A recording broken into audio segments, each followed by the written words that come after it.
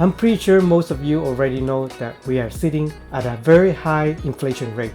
This alone is causing a big problem throughout the world, including the US and Canada with the supply chain shortage and so on. On top of that, we're dealing with the Russian-Ukraine war, which is causing even more problems and driving up the prices of gas to all-time high. In today's video, I would like to talk about the effect of inflation and perhaps some ideas on how to fight it. Let's go after this.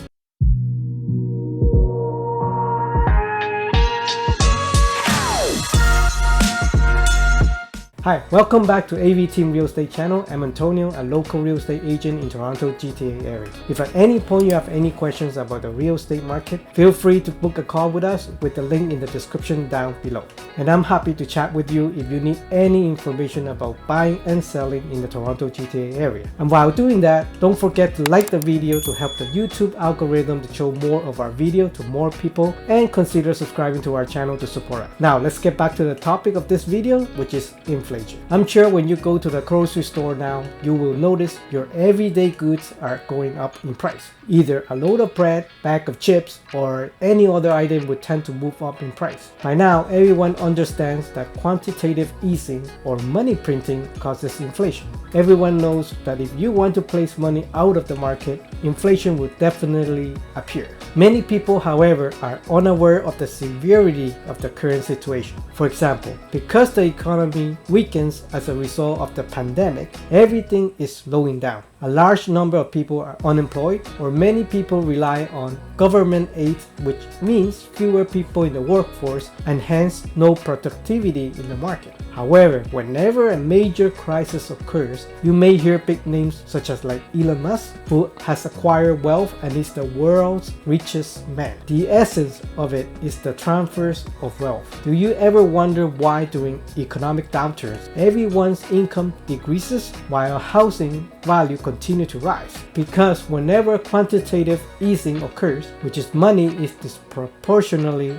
shifted to the wealthy. The reason for this is that they own assets. Banks frequently lend money to individuals who have the most assets and wealth in order to avoid major risks. You might wonder what they do with the money. The money was used on expanding the production of facility, adding new employees, and increasing wages. But the majority of the money, on the other hand, are invested in high quality assets. And you guessed it right, that is real estate. And why this is effective? Let's use an example for the rate of salary in the general public. In average, if an individual has a, let's say, $4,000 monthly salary, and it could take maybe about 1 to 3 years time to perhaps raise to $5,000 a month. However, in the same time frame, the real estate market perhaps gone from 1,000 per square foot is already to a 2,000 or more a square foot. See, that is why there are more investors looking to get into the market. For the same reason, you might have heard that cash is becoming less and less valuable due to inflation.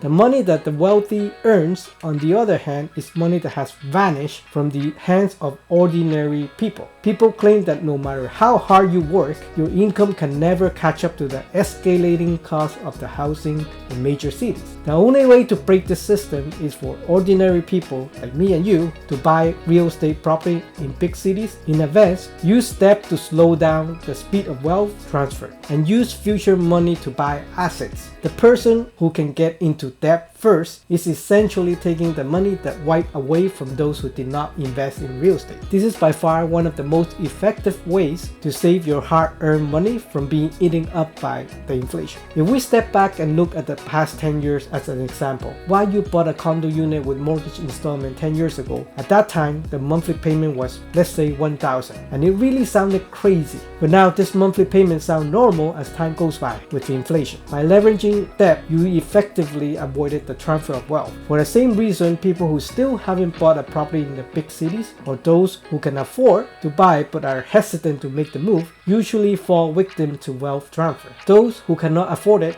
must either find a way to earn more money or purchase a home further away from the city. The bottom line is that real estate, and to a lesser extent, stocks, are the type of assets that can typically outlast inflation. Furthermore, this will explain why whenever the quantitative easing or money printing occurs, real estate values in major cities such as Toronto and Vancouver rise first. Demand and popularity move well from low to high productivity cities, which happens to be the law of nature. Due to pandemic, the government relied on money printing even more to help people for the downshift of their economic activities and aids from those that could not generate income. Money in fact needs a place to go when QE is implemented. The most typical one is price of goods and housing prices. Rising house prices are less detrimental than rising commodity costs. Inflation will have a direct impact on our living standard as well as real estate prices. While the government does not want it to happen, in comparison to rising housing prices will have less impact as opposed to raising much more on our daily consumable products. Just take a look at our system history in Canada. House value have doubled and tripled in the last 20 years, and stocks have also gained in the long run. I appreciate that there may be significant volatility in the short term, but the trend is always upward. At least that is what history tells us. And over time, real estate and stocks have been shown to be the most reliable places for individuals